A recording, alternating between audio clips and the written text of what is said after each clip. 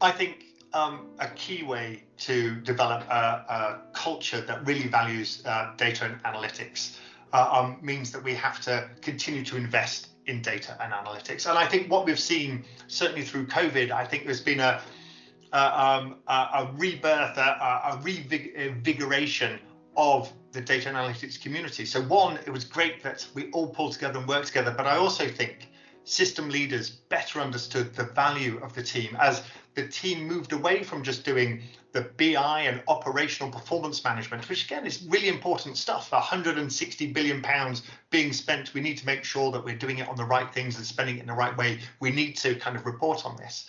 But when you then see the real advantage of analytics on top of that, being able to kind of predict, the future by using the maths and the data in an appropriate way, and then being able to help support and change how we invest money and make decisions. So we need to continue to invest in data analytics. I think that you'll see later this year that HSJ is working in partnership with AFA around a campaign around making sure that we have someone, a chief analyst or someone who understands analytics on every board in the NHS, because we're a science-led organization where we should be making decisions based on data, but you need to make sure that the approach taken was appropriate and that the data and the results are meaningful. So we need to be able to make sure that we're investing and making sure that we have those people on the board.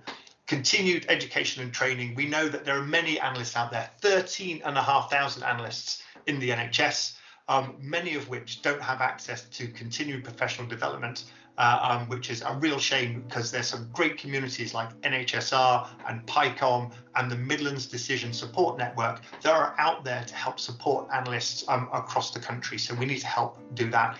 We need to make sure that we're still working together in a collaborative approach. And when you say losing the human touch, or we think about that, we've got to remember that decision making is a collaborative and it's a social thing. So again, creating decision analysis where we can agree on how decisions are made and then use the data to inform that decision. But I think there's a huge part of decision making that is the human touch, getting analysts more involved with the community that they're serving, and to make sure that we can support that decision making from now. And in 5 years' time, well, I very much hope that we will see further, adoption of our data scientists, and see that the speed that they can turn around analysis and making sure that that's appropriate. So I think you'll see many more people using big data, using data science to help inform decision making, being able to help use data science to be able to help inform where we should intervene and look after our populations going forward. So I think it's a great time for the NHS. I think we're on the cusp of something really big, and there's kind of a groundswell behind analytics. Esther, in your world? I would echo a lot of what you've said, actually, Andi, just with a slightly different view. I think the role of data and analytics within life science organisations, again, as science-led, science-championed businesses, is also absolutely at the heart. But does that voice translate through clearly enough? Listening to you, it occurs to me that so many of the challenges around professional development, around keeping pace with the huge acceleration of data and information that we find ourselves kind of deluged by, is common.